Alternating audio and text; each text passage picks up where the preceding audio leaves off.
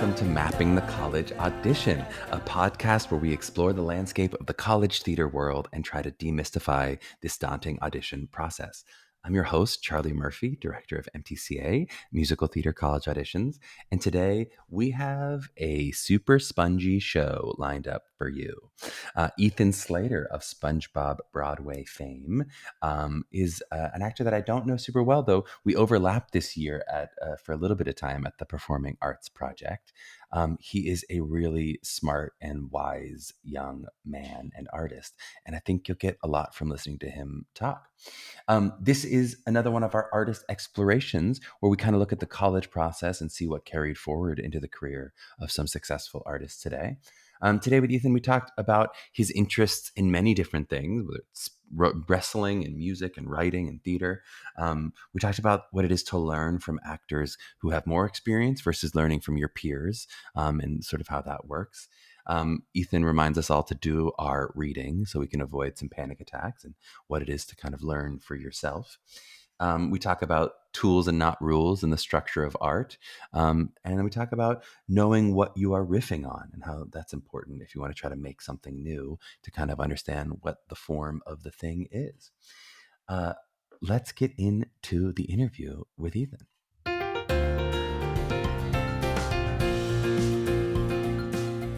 Well, it is such an honor to have Ethan Slater on the podcast. Ethan is an actor and a writer. He attended Vassar College, where he got a BA in drama, as well as minors in political science and music composition. Ethan made his Broadway debut in SpongeBob SquarePants, playing the titular role, for which he was nominated for a Tony Award and won the Drama Desk, Outer Critics Circle Theater World, and Broadway Beacon Awards. He's done a lot of regional theater and off-Broadway work. He's done some film work and web series and TV. And as a writer, he has some upcoming projects, including he's done the films Interveners and Silent Mode, both of which he co-wrote and co-stars in, and also has released 2 EPs of original music available on Spotify, including Edge of the World, which he just wrote with Nick Blaemeyer, which stars Ethan, Nick, Norbert Leo Butz, and Lily Cooper. Ethan, welcome on the show. What an honor to have you. Thank you for having me, Charlie. This is, I'm so excited to be here. Oh, good. Well, let's dive a little bit into your college journey. So I'd love you to kind of take me back to when you maybe first started thinking about this. Maybe you're 15, 16, 17. And just tell me a little bit, as you were looking at colleges, what kind of were your goals for a theater school? What were you hoping to get out of theater education? Yeah, it's funny though, hearing you read my bio, which is an incredibly uncomfortable experience. I was sort of struck by the fact that, I'm trying to do a lot of things in a lot of different media. I'm making music, I'm writing music, and I am acting, and I'm writing for the stage, and I'm writing for film and TV. And I think that that's sort of what I was looking for in high school. Like, that's what I wanted to do. I didn't really realize it yet. I didn't know that I had eclectic passions. I just sort of really liked doing school theater. And, I also really liked wrestling. Wrestling was really important to me. So when I was in high school, I was running in between. I did the fall play. I did in the winter, I was on the wrestling team. I was captain of the wrestling team and very embarrassingly into it. And then in the spring, I would run back and forth in rehearsals for the musical, which is just to say, I was not fully thinking about what I was going to do the next 4 years. I was just sort of existing in those high school 4 years, and they meant a lot to me. And full disclosure, I don't think I would have gotten into almost any of the programs that my friends went to. I really changed as a performer between the ages of 18 and 20.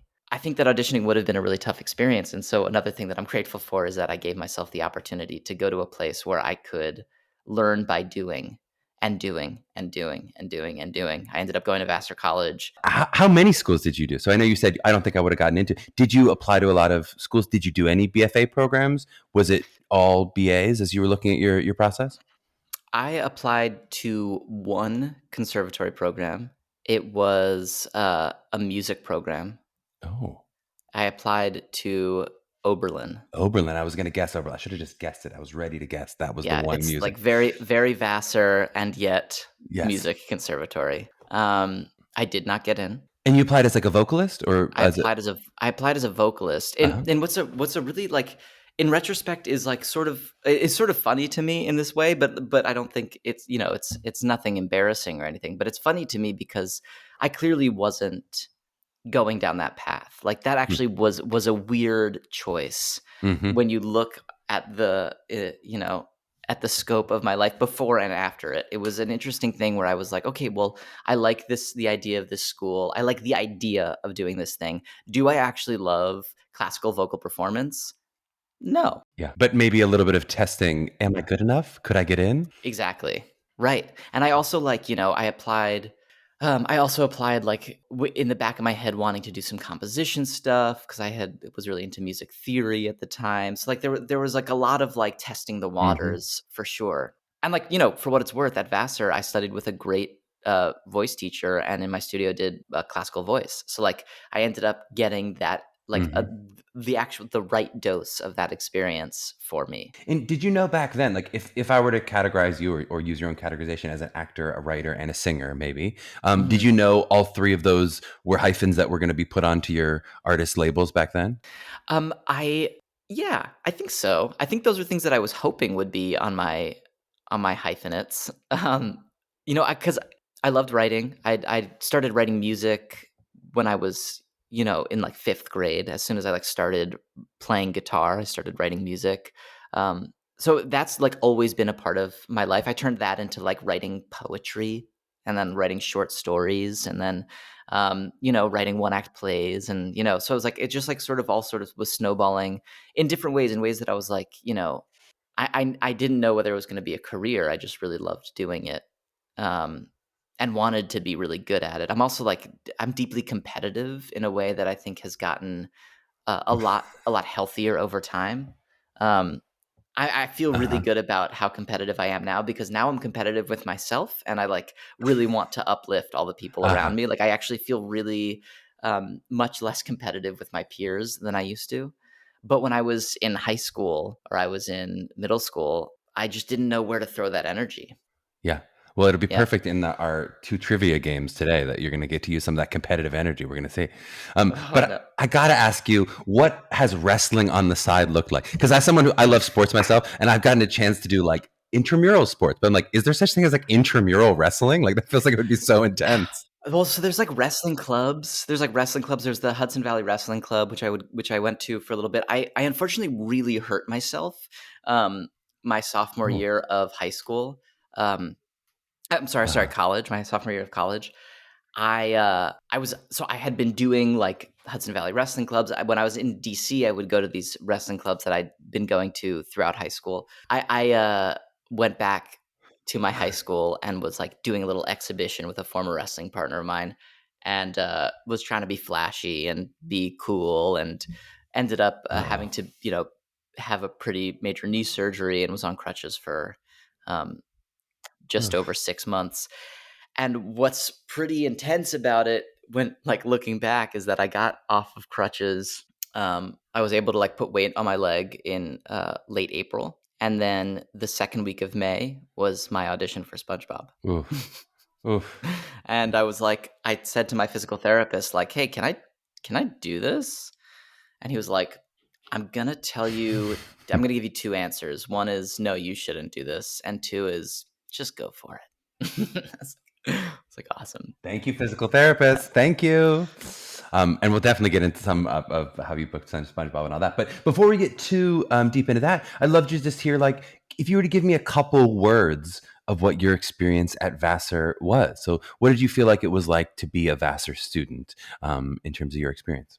Well, I think like any good experience, it evolved over the 4 years. When I got there, I uh, I was just doing. There was so much student theater. There was a great department, and all of that was good, and there were classes and whatever. But like, I was doing so much student theater that I was just like learning how to be a collaborator, and be a theater maker. Vaster's super into theater making. Um, whether it's devising or whether it's putting on something, whatever, but doing it in a collaborative way. So for me, Vassar was a lot of like learn by doing And then the second thing was learn by learning. And that was great for me. I think I did like 7 shows my first year, maybe semester, the first year. And it was just like it was wonderful. It felt in some ways like trial by fire, because in high school it's such a different experience. It was for me, at least. It was, obviously it was very student led, and like high school was really great in that way. But the theater I was doing at Vassar had no supervisor. Our supervisors were, college students, which was awesome. So cool. Okay, are you ready for our first of our 2 games, where you have 60 seconds on the clock to try to answer some questions about your college experience? It is purely a numerically based game, just how many you can get out there. If you want to be funny and interesting, it's up to you, but we're just going to see how many answers you can answer in 60 seconds. Great. Our previous record is 12. 12 Yes, answers. we don't want you to hurt your knee while you go for 12. It's not, we don't try too hard. Don't get injured, but we'll go for it. I'm giving you the goal. If we can. Ready, Charlie? Mm-hmm. Go. The hardest class in college. International politics. Snack that got you through college. Cheez-Its. Something on your dorm room wall that you remember. I put pants up on the wall, and it was the best art piece I've ever made. Messy roommate or clean roommate? I'm messy. Class that you never used again in your life. Honestly, microeconomics. Worst fashion choice in college. I would wear my sunglasses, even after they broke, so it only have like one ear thing on it, and I thought it looked real cool. Did you ever attend a frat party? No frats at Vassar. Most consecutive hours awake? Certainly over 24, so like 26. Ever possess a fake ID? Yes, shortly. Ever slept through a class? Yes, intentionally. Cheat on a test? Oh no, I didn't get to. Close. That was pretty good. That was a pretty good round. We're just trying to get people to confess felonies whenever possible here. Yeah, that's the goal. Yeah, I think the statute of limitations is passed now. You can tell me with a poli-sci. Meghan, how'd we do? How many did we get there? We got 10. 10. A respectable 10. I'll take 10. I think that was really well done. You're telling me there'd be one sunglass that had the thing and one that didn't? Yeah, exactly. So you're squinting? Oh, not the lens. I meant the ear wand, what do you call it? The thing that goes over your ear. No, you definitely call it an ear wand. Yeah, the ear wand. Yeah. From now on, if not. The ear wand. Wait, so it just hangs a little bit, like a droopy sunglass. That's exactly right. It's like a droopy sunglasses. It's just bouncing on his nose. It's like the face equivalent of like wearing low cut jeans or something, like sagging jeans. I think it projects like not a care in the world. Like I look cool, but I'm not trying. That's what I was going for. And then you incorporated pants as decor. That's what I'm saying. I bought these pants. I thought I bought these pants. They didn't really fit me, so I tacked them up on the wall. And now, is this SpongeBob related? Were they square pants? Any pants can be square pants if you fold them right. But no, they weren't. They were, man. They were checkered though. They're pretty cool. They're like gray checkered dress pants. So they had square pants with squares. in them? Yeah, absolutely. It was you kind of manifesting a vision board of what your life would be. Like, I need. You know what I need in the next year is I need an audition for SpongeBob SquarePants, the Broadway musical. The Broadway musical for everyone. That has never existed, and yet you're putting it out. And literally nobody saw it coming. If I take a little slower look back at the college years, what do you feel like is the biggest thing that you take away? So like, what are you so grateful now as a professional in all of these different disciplines with these different hyphens? What do you feel like I'm so grateful I got in school? Oh, that's a good question. I think the thing that I'm most grateful for is the experience that I got making something with other people who knew the same amount that I did. I think when you get into the professional world, one of the great things about it, at least for me, in my experience, getting into the professional world was amazing because everyone around me knew more than I did, had more experience than I did. And so I was learning from their experience. In college, what was an incredible thing for me was that we all had similar levels of experience, and yet I felt like everyone was better than me. Like I felt like everyone was better than me in different ways, in different kinds of things. But I was always learning from other people, but not just from their experience, but from the way that they think. And I think that there's something that feels different about that to me. And I will say, for my senior project, my sort of, my drama thesis, my friend and I wrote a musical, and we did a hybrid workshop production of it. So we staged 90% of the show, and 10% of it we did at music stands. It was overly ambitious, and incredibly fun. We were flying by the seat of our pants that were on the wall.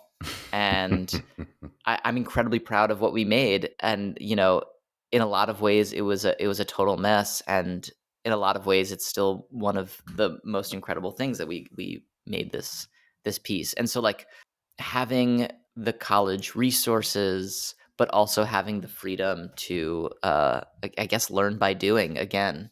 It's like it's a really beautiful thing. That's I think what I take away. That's so cool. Is there anything that you feel like you wish you'd done differently? If you could go back and do school all again, is there anything you kind of wish you'd done differently in school? 1,000,000%. There's so much I wish I'd done differently. I wish I'd taken more writing classes. I only took one. I wish I had done all of my reading. I did not do all my reading. I just didn't do it. I was There's the ever cheat on a test answer we never got in the game. and I refuse to answer it, but I will continue to say that there's just like there was a lot of times where I phoned it in, where I coasted. I got pretty good grades, and like I was able to read 50% of the material, 30% of the material, and act as though I'd read the whole thing. And that was a big mistake, because it turns out that you're only cheating yourself, because, like, especially in this career, in any career, no matter what you're doing next, grades don't matter as much as what you learn. You are going to be a good professional in whatever your career path is. You're going to be a better, person, whatever, if you learn things, if you allow yourself to learn things, or if you work to do it. I mean, obviously, people have, there's a lot of learning differences and different learning styles. And so, like, however you learn it, as long as you are, like, trying to do your best, that's going to make you better. The grade itself doesn't actually matter. So I did whatever I could to get a good grade, but not actually read the material. Anyway. No, our high school students need to hear that answer. That's a great answer. I do want to, just little anecdote. Really soon after I graduated, I had a small actual panic attack, because I hadn't read all of these books that I'd said I'd read. And I was like, I cannot believe that I wasted the opportunity to read Crime and Punishment with a professor telling me about it. Like, I listened to the professor talk about it, but I didn't understand anything because I wasn't doing my reading. And so I made a list of all of the books that I had pretended to read in college, and I read them all over the course of the next year. So I sort of like to think of myself as having a fifth year of college that was spurred on by this moment of what did I just do? And did that solve the panic attack? Did they go away then? The panic about that receded as I read more and more. Yeah. Interesting. I still have the high school. I can't believe I graduated. Where I wake up and they tell me it's been 12 years later. Sorry, you actually missed a class. I still have that nightmare all the time. I'm like, oh my God, I'm back in high school finishing one credit or something. Yeah. I mean, I wonder what it is about that. What is the one credit that you didn't pay attention to, that you cheated on? I did all my homework in homeroom. They know. They know. Some part of me. They'll find Absolutely. out. What about if you could go back and look at the program? Maybe if there's a class that you feel like would be really helpful that is missing, maybe something that you feel like you could teach if you went back there and you're like, I kind of would add this into the program. I wish this had existed. What do you feel like that would be? I definitely wish there had been a little bit more infrastructure around the development of new things. There was a lot of devising theater. There was playwriting, and then there was acting. And I didn't feel like there was a strong link between the development process and the performance of it. And I've talked a little bit with one of my dear friends and collaborators who's a playwright. And, one of the things that we really appreciated about our education was sort of the free-formness of a lot of it, the theater making as a blank slate. And one of the things that I think we both wished we'd had more of as theater makers, and not just playwright or whatever, was giving that sort of that structure, that craft work backbone. Nick and I have talked about this a bunch. This Nick Blameyer, with whom I wrote Edge of the World, and we talk a lot about this sort of backbone of the craft and the skill on which you're able to lay your absolutely creative ideas. And structure is a creative, flexible thing. The Pixar saying tools, not rules. Like, yes, these are like flexible ideas, but I had to learn all of that after college. It was part of my 5th year. Yes. And, that is something that I would love to bring. Well, I think that's such an interesting conversation. We talk about it a lot of like how structure can both potentially, we don't want it to be limiting, but it actually can be freeing of creativity. That actually no structure can sometimes be inhibiting creativity as well. That if you don't have any of the tools, then you've got all these ideas, but they're just bouncing off each other, as opposed to giving yourself at least, even if it's just a scaffolding of structure in technique, is something that often then allows you to be more creative and allows you to, let that genius now actually sprout off the planted tree because it's got some roots. That's so right. And I think that also there's this weird stage that you can really only understand by looking back. So I don't expect anyone to understand it in the moment, but like when you're in certain moments, you think that you understand enough structure to mess around with it, but you actually don't quite yet, because your grasp of the structure is just a little too rudimentary. Like you get the idea of structure, but you don't understand the function of each plot point, the function of your technique. And it's only once you really understand the functions of them that you can mess around with it. So I think that what happened to me, and what is still happening to me, I'm sure, in just different ways that I don't quite understand yet, is that like the ways that I'm messing with my my technique or my structure aren't working, and I don't know why they're not working, but they're not working because I'm not actually fully understanding the function behind what I'm messing with. So like that certainly has happened. And now I think I have a much better understanding of all of these things, but I'm sure it'll just continue to get better. I hope. Oh God, I hope. That's so interesting. I'd love to talk at least a little bit about SpongeBob in terms of like how it happened while you were in school. Is that true? Yeah, I was a sophomore in college when I got the audition for SpongeBob. Unbelievable. So tell us a little bit about that experience, and then maybe a little bit about that journey, because we're going to get into the early professional life. So I'd love to kind of hear how that segued into what became your professional life. So yeah, please take it away. Yeah, totally.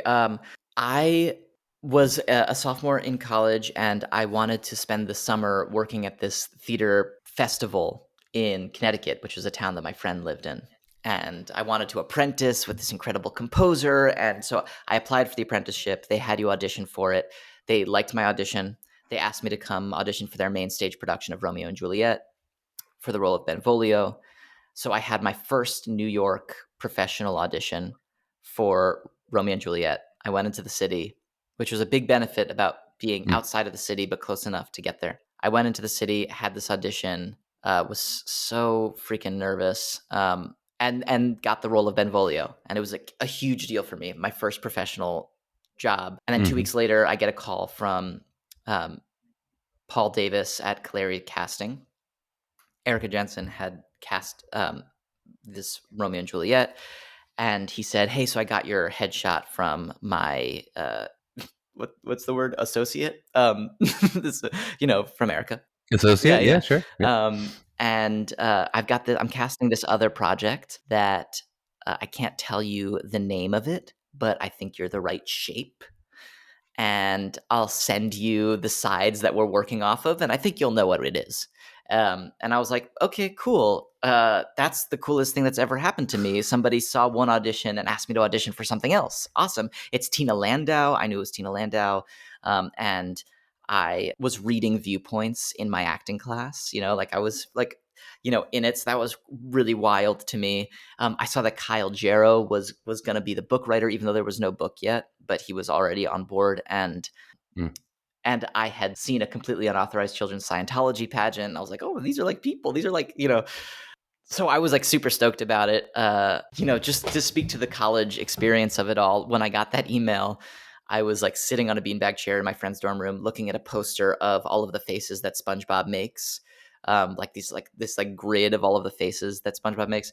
I had my friend's plush doll of SpongeBob in my arm, and I opened it up, and it said like, "You'll be auditioning for the role of Chip or Chip," and there's a little picture of SpongeBob. I was like, "Chip or Chip? oh my, this is a SpongeBob show. I can't, oh my God. I spent like hours into the night, like up till like 4 a.m. out on the quad in the stairwell, practicing my audition with my friends, my buddies from the Vassar Drama Department. You know, particularly my one friend Evan, like truly stayed up with me till 4 a.m. on each night before my first audition and my callback. I am forever indebted to him for that. So it was like a really wild experience, and I started working on it that summer, and us also like sort of weirdly that summer. Never doing Benvolio. Benvolio went by the wayside. So that was right. So that was actually a really scary moment for me because I couldn't do both, and I didn't realize that I had never really worked in this way before. I had only done school shows like at college where I did 7 productions in a year and they overlapped and I would just run from one rehearsal to the next. And so both directors very reasonably were like, sorry, even though it only overlaps 3 days, you can't do both. And it was a hard decision for me for in retrospect, seems like it shouldn't have been, but it was really hard because I wanted to do Benvolio. I wanted to work with Stu, the composer. I wanted to like be doing this thing and I'd gotten that job first. And then this other thing was just a 2-week workshop, but with Tina Landau and playing the lead role and like all of these things. And so I got pretty good advice from the chair of the drama department who said, yeah, Shakespeare will always be there, but if you pass up an opportunity to work with Tina Landau, you'll regret it. And he was right. Yes. And you could still play Benvolio tomorrow. It still could happen. That would be There's great. going to be many Benvolios. Yeah. That's true. Yeah. Nobody will cast me as Benvolio. I have been writing. We're not offering it to you right now on the podcast. I've been writing every production of Romeo and Juliet, and nobody will see me. Well, this is your chance. If the casting Yes, directors anyone are out there listening. looking to cast a Benvolio. Do you still remember your audition speech? You can do a little for us if you want. I'm trying to remember how it starts, but I did a monologue from Lord Byron's Cain was my audition. Oh. And this is life, toil. But wherefore should I toil? Because my father lost his place in Eden. What had I done in this? I was not. Man, what is it? Wow, this is now 11 years ago. 11 years ago. That's pretty good for remembering for 11 years ago. No, 10 years ago. I'll take it. It's actually a great monologue. It's like a pretty awesome little thing. And it's one of those risky things where it was like, I basically picked it because nobody knew about it. And I was like, I hadn't read the play. I found the monologue first. This seems like a theme you're giving us, Ethan, that you're never reading 100%, your plays. 100%. I have to be, okay, wait, yes. I'm gonna finish this story and then I'm gonna tell you what turned me around. So yeah, I like hadn't read the play and I found this monologue and I was like, this monologue is great. And I like did it in an acting class. And my teacher was like, okay, so like, what's going on here? I was like, okay, so yeah. In the beginning, God created light and dark. She's like, not in the Bible. I know this is a biblical play, but like, what is actually happening? And so I read the play and it was, and I like got it. And I was like, oh, this actually is a really great monologue. And so I used it for a bunch of things. What turned me around on work ethic, I think I always was like sort of, into, working hard on the plays that I was working in. When I was working on theater, when I was writing, I worked really hard and I did a lot of research and I did my reading. I read plays and things. It was just like the academic thing that was not working for me in terms of, intrinsic motivation. You're being told to read. Yeah, exactly. I needed to be telling myself, which is another thing that I learned in college is that people really learn best and do their best work when they come to their own conclusions. So like as a collaborator, it's really important not to tell your other collaborators what needs to happen, but rather for both of you to find it together. That was something I learned in college. It's a great note for young directors for sure. Yeah, but working on SpongeBob, I was really fortunate in that the development process is split up. And we did a summer workshop, and then the next thing we did was over my fall break, my October break. And then the next thing we did was over my winter break. And then the next thing we did was over my spring break. Next thing we did was over my summer break. I missed 1 day of classes for SpongeBob. I'd like to say that they scheduled it around me. That seems like a really good ego moment. I think in reality, it really just lined up perfectly. It really lined up well. And so I'm really grateful for that. I was able to finish school and really stay in school. And by doing both at the same time, by going into the city to work on SpongeBob and coming back to do classes, it really sort of improved my work ethic. I still didn't read all of the books that I should have read, but I committed myself way more in my voice lessons. Like my junior and senior year voice classes were the best, the best of my life. I worked so hard because I knew what it was leading to. And I was very grateful for that sort of preview to know how I needed to apply myself in school. Not everyone gets that, and I know that was quite a privilege. And this took how many total years? So how many years and legs of development was it before now actually we're on Broadway? We started in 2012. And then we were on Broadway in 2017 was when we opened. Wow. It was a 5 years. And then we filmed it in 2019. It's a long process. So far the span of my time doing SpongeBob was 7 years. Wow. Which is pretty wild. It's a lot of one spongy character. Yeah. And so then what was that like? So now you've graduated, I guess you have this job that is sort of existing and, over you as a possibility, but has not yet come to fruition as a Broadway job. What were those years like navigating that time now where you're like, I have this kind of prestigious credit that's coming, but now I assume you are also auditioning for other things and doing other things. What was that like sort of moving to the city in those first couple of years? Yeah. I mean, I spent a lot of time writing. I actually wrote the first song for Edge of the World in that time. And it was a really, I worked at a coffee shop for the first year.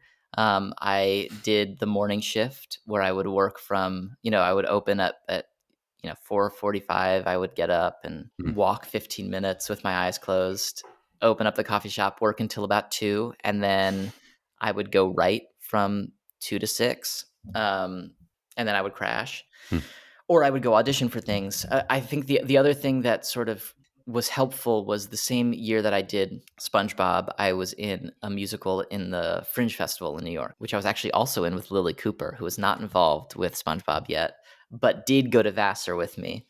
And so we were doing this show called Independence. It was absolutely awesome. But I was starting to get my feet wet, I guess, in New York theater. I was starting to build relationships and little things. My junior year, I did a play with One Year Lease Theater Company. And I was I was commuting back and forth to perform at night for them, doing these two things at once, which is that I had this potential Broadway thing that nobody could know about, and that I was working on sort of all the time and throwing so much energy into, but wasn't a resume builder yet.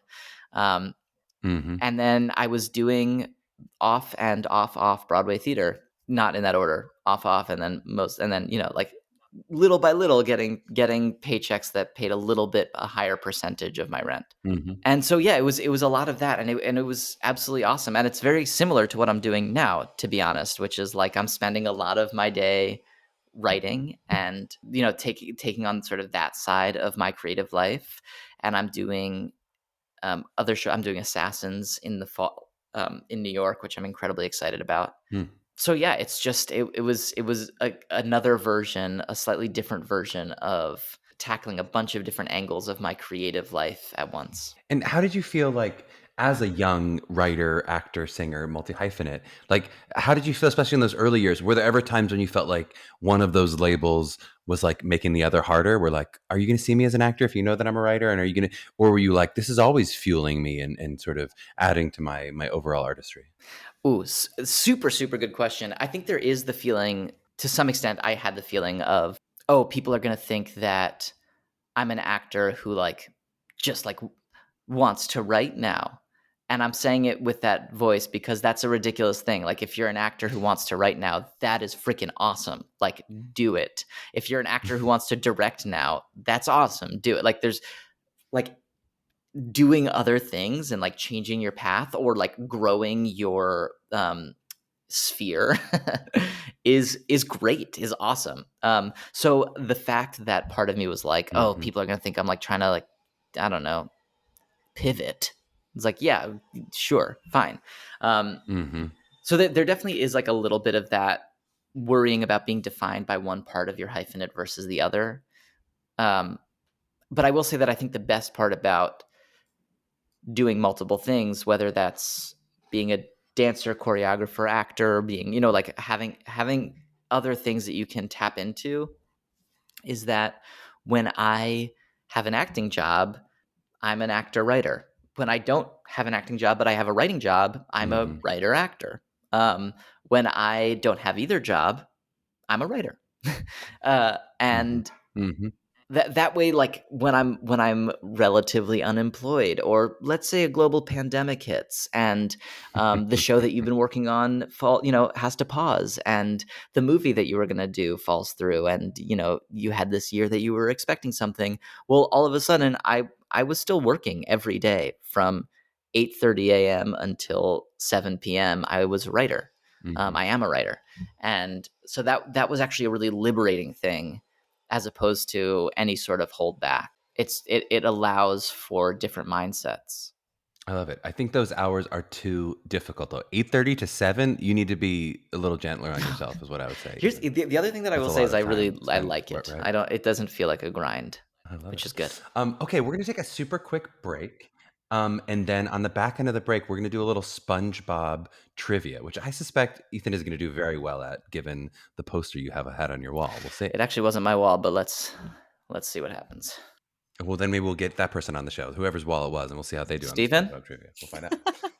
Okay, quick break. We'll be back in a sec. Awesome. All right, we're back with some intense trivia time action.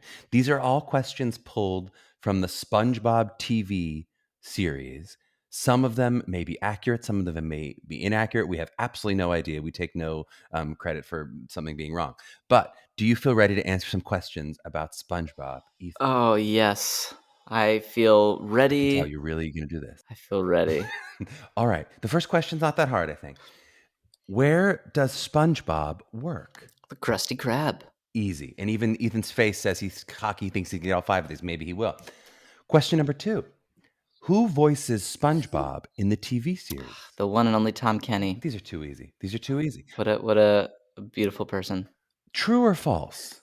There really are sponges that live in the sea. True. For bonus points, what would we call a sponge that lives in the sea? Sea sponges. 100% correct. 100% correct. I suspect we've now made the trivia too easy. Before people were not doing well in them. Now I feel it's not too easy. Or maybe Ethan just did his, it wasn't reading, but he watched, he viewed. That painstaking research of watching Did SpongeBob 30% for of hours his and homework. hours and Yeah, could hours. be. All right, question 4. How many fingers does SpongeBob have on each hand? 4. I think he has 3 fingers and a thumb. 100% correct. Is that right? 3 fingers and a thumb. We would have accepted 4, even though I think 3 is technically the correct answer. A thumb is not a finger. Oh, interesting. Last question.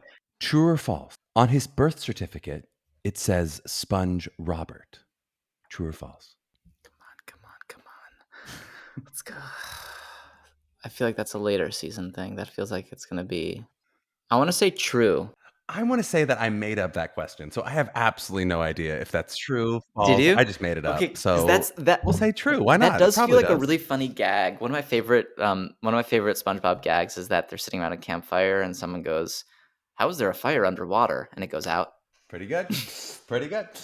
Okay, I want to talk a little bit about, I know you've now worked with some young students. We overlapped at the Performing Arts Project a little bit ourselves, especially with your work with, this younger generation.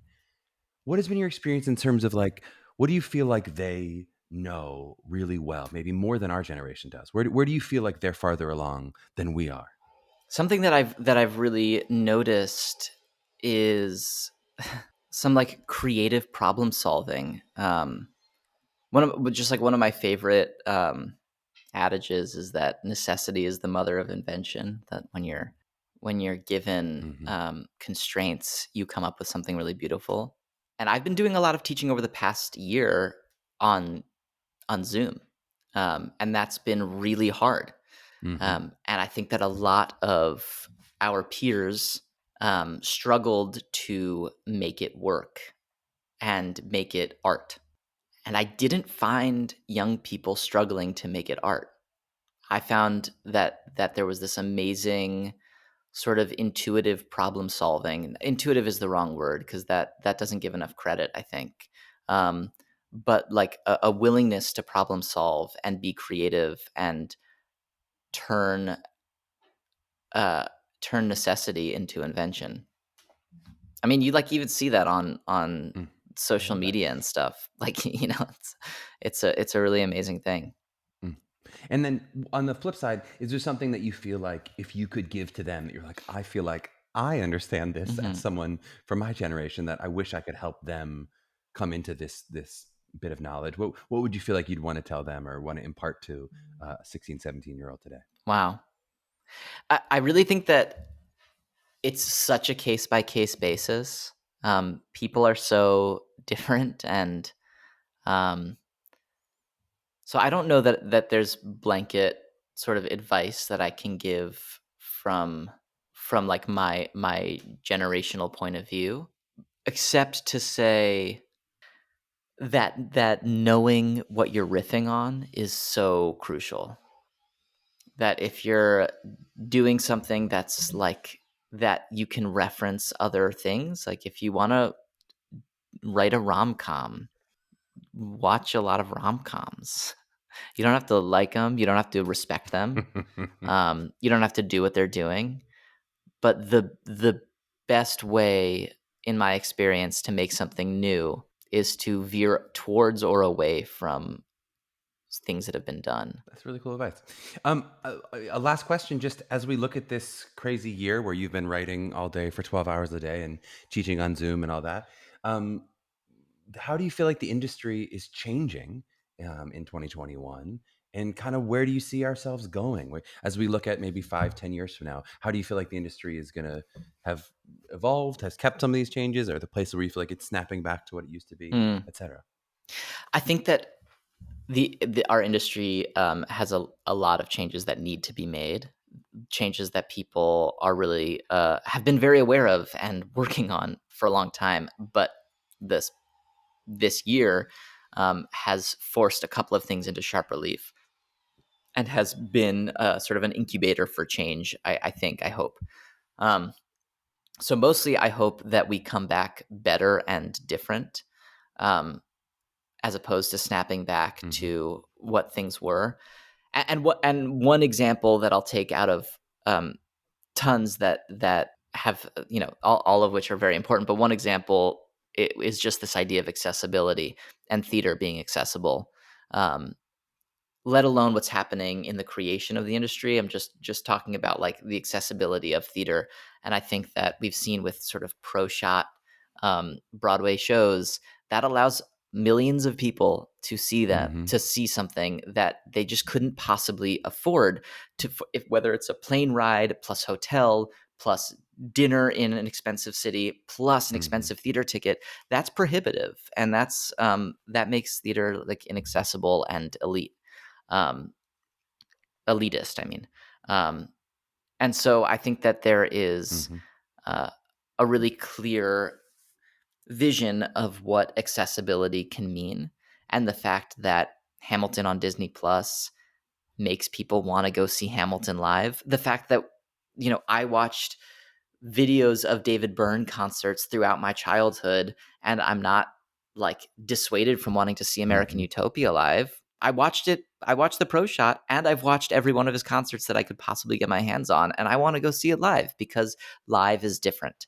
And I think that Mm-hmm. we're maybe in a place to see that accessibility to theater and accessibility to these things via pro shots and whatever only enhances people's desire to want to go see it live, which means that it won't cannibalize Broadway to make it more accessible. And then hopefully there are other initiatives that make the actual theater going more accessible too, because it's not good enough to just have the streamed version be the one that most people can see, and then if you can afford a Broadway ticket, you get to see it live. There's got to be more work done there, but this does seem like a step in that direction. I know you have a lot of exciting projects, so feel free to plug any of them. But certainly, I'd love to hear a little bit more about this Edge of the World album that you just recently are releasing on August 6th. So tell me a little bit about that, what you and Nick are working on. Yeah, and So Edge of the World is a concept album that Nick and I are releasing on August 6th. It's about a father and son who moved to this remote, isolated patch of land in Alaska, where the boy is raised sort of using his imagination to cope with his loneliness. And it's this sort of folk musical. And I'm just like really, really thrilled about it. It's something that I've been working on slowly for a long time. It's very personal to me. Nick came on as a collaborator a few years ago and helped sort of like bring this thing together. And we made this album in the pandemic, which meant that we were recording it from Brooklyn, Los Angeles, Harlem, Vancouver. We were all over this country in our closets, like with the microphone set up, on Zoom, making this thing happen. And honestly, we created something that feels very live and in the room, and I'm incredibly proud of it.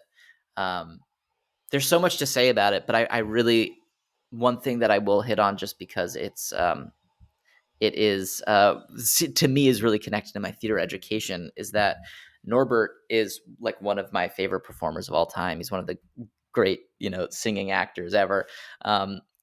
The last 5 years was like something my senior year of high school, I was talking about like learning how to sing above the staff. I learned how to sing above the staff in order to do the last 5 years in high school.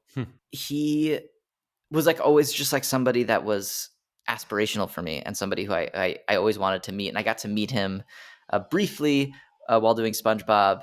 And we reached out and we were just like, hey, Norbert, there's nobody else in the world that we want to play this role. Like, would you listen to the demos? And he was like, love these demos. Let's do it. And he's awesome. He's an awesome guy, but he's just awesome on the album. So cool. His performance is like really, really moving and beautiful. And so he's playing my father on it. Lily Cooper, who people know from SpongeBob, which is, how she and I got really close. We also went to college together. We did that Fringe show together. We've known each other forever. And she and Nick are very close too. She's just like absolutely kills it on this album too. So it's just been a really great experience of like realizing a show that I've been working on for a long time and with Nick for a while in a time where it felt like we would have to put development of the show on hold because of the pandemic. Instead, we came through and made something really beautiful that I'm really proud of and can't wait for people to hear. So cool. And we will definitely put in the show notes links to go buy and listen to and participate in the album however you possibly can. Yes.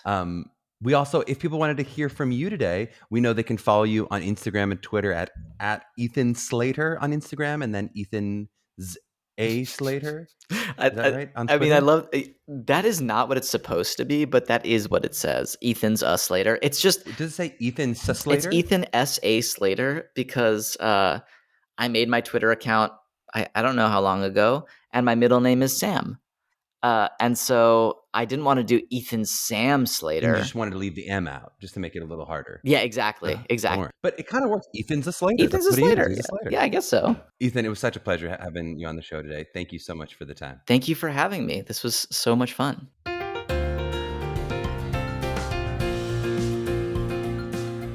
Well, I hope you enjoyed listening to Ethan as much as I enjoyed chatting with him.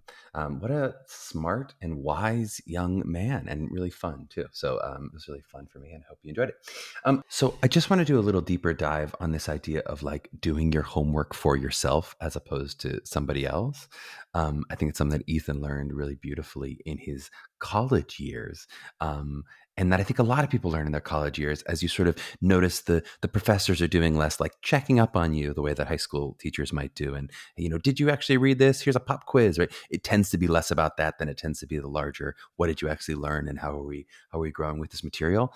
I'd love to encourage for those of you still in high school or early in your theater journeys to kind of learn that lesson as soon as possible, especially as it relates to what is artistic. I'm not saying now this is true for those of you who are still in high school. So if you're still in high school, in terms of the actual scholastic work, of course, your grades still matter. Your grades could help you get into college, all that kind of stuff. But for your artistic work, if you can make that flip where it's less about like how good my homework is or am I getting the right answers? And it's more about how is this work that I'm doing actually activating myself? So, that example might be like maybe in your text work for your pieces, if you're picking an objective for your song, or you're breaking your monologue down into beats, or you're picking tactics, right? Can you do that in a way that actually explores what is interesting to you and actually activates you, even if that language is less intelligent sounding or less right sounding, right? Especially for my students who are like good students in high school, a lot of them might be the 4.0 students. I'll see a lot of like beautifully articulated essay answers of like who my character is and what my objectives are, right? But it's not actually being used in the scene. It doesn't actually mean anything to you. You're kind of doing it to impress your teacher, to impress your coach, right? In the college process, nobody's going to be double checking your artistic homework, right? Nobody's sitting there going, okay, but how did she articulate her objective? We're going, let's see the work, right? What matters in the work. So if you can start working for yourself now, at least in this area, and as Ethan said, maybe in a larger area, that'll come in college a little bit more. But if a coach tells you something that doesn't make sense, maybe ask them to clarify, rather than sort of, sometimes I'll have students who kind of nod because they're trying to impress us with how much they know.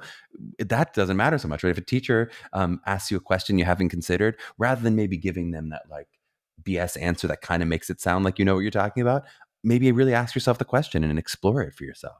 It can be a more vulnerable way of working. And I will say this as somebody who kind of BS'd himself all the way through high school, where I would be like, I can find a way to answer that question, even though I didn't do all the reading or do all the things.